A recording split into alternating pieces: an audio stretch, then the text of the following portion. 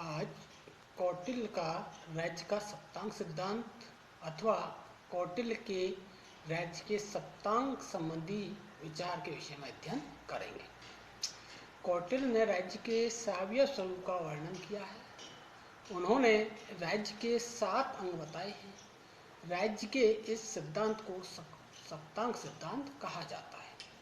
कौटिल्य ने अपनी पुस्तक अर्थशास्त्र के 6ठे अधिकरण में राज्य के 7 अंगों या राज्य के 7 प्रकृतियों का वर्णन किया है। ये 7 अंग हैं: स्वामी, अमात्य, जनपद, दुर्ग, कोष, दंड तथा मित्र। अब हम इन 7 अंगों के बारे में विस्तार से अध्ययन करेंगे। पहला है स्वामी अथवा राजा। कौटिल्य ने स्वामी या राजा को राज्य का प्रमुख अंग माना है। कौटिल्य ने कहा कि स्वामी या राजा में अनेक गुण होने चाहिए तथा राजा में अवगुण नहीं होने चाहिए। स्वामी या राजा सत्य बोलने वाला, धर्म में रुचि रखने वाला, उच्च कुल में जन्म लेने वाला, विनयशील, विवेकशील, उसमें प्रजा के पोषण व रक्षा करने की क्षमता होनी चाहिए और राजा को शास्त्रों का ज्ञान होना चाहिए। राजा में समयानुकूल व्यवहार करने की योग्यता होनी चाहिए। उसे मित्र और शत्रु का ज्ञान होना चाहिए। गुणियों की पहचान और आदर करने वाला होना चाहिए। उसमें सेवाभावी व अथक परिश्रमी तथा हर बात को समझने की शक्ति होनी चाहिए।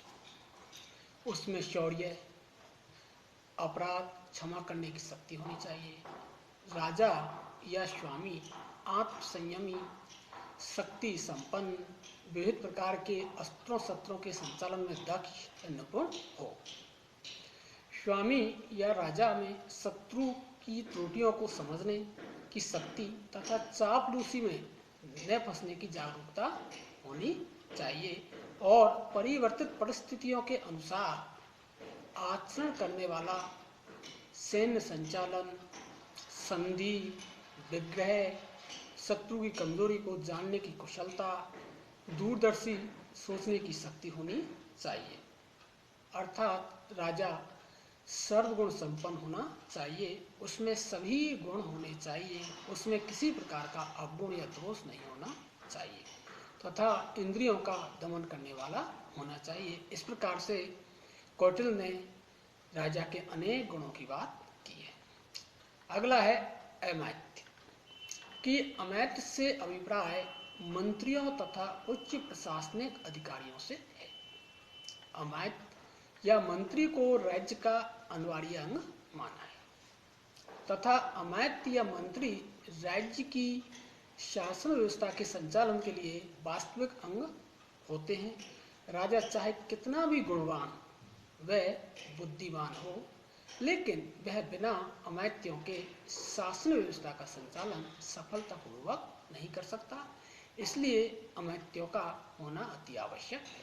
इसलिए अमात्य राज्य का महत्वपूर्ण दूसरा है। अतः कौटिल्य का विचार है कि राजा को अमात्य को नियुक्त करते समय अत्यधिक सावधानी पूर्वक व बुद्धिमानी से कार्य करना चाहिए कि जब वह अमात्यों की नियुक्ति करे तो उसे अत्यधिक सावधानी बरतनी चाहिए और पूर्ण रूप से बुद्धि के आधार पर, विवेक के आधार पर उनकी नियुक्ति करनी चाहिए।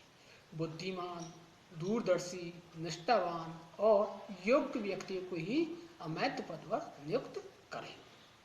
कौटिल्य का मानना है कि राजा को सभी महत्वपूर्ण राजकीय कार्यों व निर्णय अनिवार्य रूप से अमात्यों के परामर्श से ही करें कि जो भी महत्वपूर्ण कार्य करे उसमें वह अमात्यों की सलाह ले, उनसे परामर्श ले और अपने विवेक के आधार पर शासन व्यवस्था का संचालन करे। कौटिल्य ने कहा कि राजा राजकार्यों के सफलतापूर्वक संचालन हेतु आवश्यकता के अनुसार अमात्यों की नियुक्ति करे। अगला उन्होंने बताया जनपद कि जनपद से उनका अभिप्राय प्रदेश की भूमि तथा जनता से माना है कि जनपद में 2 चीज़ों को उसने माना है कि एक तो राज्य की या प्रदेश की भूमि और उसमें निवास करने वाली जनता। इस प्रकार कौटिल्य ने भूमि और जनता को सम्मिलित करते हुए जनपद का नाम दिया है। इस प्रकार कौटिल्य ने राज्य की सीमाओं और उसके अंतर्गत निवास करने वाली जनता दोनों को जनपद में सम्मिलित किया है कि राज्य में जो जनता निवास कर रही है वो भी है, उसकी भूमि है, वो भी जनपद के अंतर्गत आते हैं। कौटिल्य ने जनपद की सीमाओं पर तथा मध्य में सुदृढ़ दुर्गों का होना आवश्यक है। जनपद की भूमि उपजाऊ होनी चाहिए, कुछ परिश्रम में ही अधिक अन्न पैदा किया जा सके, क्योंकि अगर भूमि उपजाऊ होगी तो थोड़े से ही परिश्रम में अधिक उत्पादन होगा, और अगर भूमि उपजाऊ नहीं होगी तो बहुत ज़्यादा परिश्रम करने पर भी उत्पादन कम होगा। इसलिए भूमि उपजाऊ होने की बात कही है। भूमि पत्थर, कीचड़, कंकड़, हिंसक पशुओं, भीषण आदि भी नहीं होने चाहिए कि भूमि उपजाऊ हो और उसमें ऐसा नहीं हो कीचड़ हो, कंकड़ हो, पत्थर हो, ऐसी भूमि नहीं होनी चाहिए। जनपद में नदियों, सरोवरों, तालाब, वन, जलीय व स्थलीय मार्ग, हर प्रकार के पशु पक्षी व पर्वत होने भी चाहिए तथा जनपद की भौगोलिक स्थिति ऐसी होनी चाहिए कि उसकी रक्षा कर पाना संभव हो, रक्षा आसानी से की जा सके, और गोचर भूमि प्रचुर मात्रा में होनी चाहिए। जनपद की जलवायु स्वास्थ्यवर्धक भी होनी चाहिए। तो इस प्रकार कौटिल्य का मत है कि जनपद में निवास करने वाली जनता निष्ठावान हो, परिश्रमी हो, पवित्र आचरण व्यवहार करने वाली होनी चाहिए। अगला उन्होंने बताया दुर्ग कि कौटिल्य ने दुर्ग को राज्य का आवश्यक अंग माना है तथा कहा है कि राजा को राज्य की सुरक्षा व रक्षा करने के लिए अपनी सीमांतों प्रदेशों पर चारों ओर दुर्ग बनाने चाहिए और दुर्ग युद्ध के लिए उपयुक्त होने चाहिए। दुर्ग ऐसे होने चाहिए जिनमें सेना सुरक्षित रहते हुए युद्ध जीत सके, सेना अच्छी तरह से मोर्चाबंदी करते हुए युद्ध का संचालन कर सके, और दुर्ग के अंदर खाद्य सामग्री, युद्ध सामग्री का उचित प्रबंध भी होना चाहिए। और कौटिल्य ने 4 प्रकार के दुर्ग बताए हैं। उन्हें 4 प्रकार के दुर्गों के बारे में बताया है। वो है औदक दुर्ग, ऐसे दुर्ग जिनके चारों ओर पानी भरा रहता है उन्हें औदक दुर्ग कहते हैं। दुर्ग पानी के मध्य में टापू के समान होता है। दूसरा बताया उन्हें पार्वत दुर्ग कि जो पर्वतों के बीच में होता है तथा पर्वत चट्टानों आदि से घिरा हुआ होता है, वह पार्वत दुर्ग है, इसकी बात की है। उन्होंने तीसरा बताया धानवन दुर्ग, ऐसे दुर्ग मरुस्थलों में होते हैं जहाँ पर जल व घास रहित होते हैं। चौथा बताया वन दुर्ग, ये वनों के बीच में होते हैं तथा चारों ओर दलदल वृक्ष आदि से घिरे हुए रहते हैं। इस प्रकार कौटिल्य का विचार है कि औदक दुर्ग व पार्वत दुर्ग राज्य की सुरक्षा करने में सहायक व उपयोगी होते हैं, और धानवन दुर्ग और वन दुर्ग में संकट काल के समय अपनी रक्षा कर सकता है राजा। अगला है कोष कि कौटिल्य ने कोष को प्रजा के हित के लिए आवश्यक कार्यों को पूरा करने के लिए, राज कार्यों को संपन्न करने के लिए आवश्यक माना है। यदि कोष ही नहीं होगा तो राज्य का कोई भी कार्य पूर्ण नहीं हो पाएगा। कोष में पर्याप्त सोना चांदी होने चाहिए और कोष में इतना धन अवश्य होना चाहिए कि संकट काल और अकाल आदि के समय राजा इसकी सहायता से इन संकटों से सामना कर सके। कि पर्याप्त धन होगा तो संकट काल के समय राजा उस धन के माध्यम से अपनी प्रजा का भरण पोषण कर सकता है, अपनी राज्य की रक्षा कर सकता है, जनता की रक्षा कर सके। कौटिल्य ने राजा से समुचित साधनों से अपने कोष में वृद्धि करने की अपेक्षा की है कि वह समुचित साधनों से अपने कोष में निरंतर वृद्धि करे।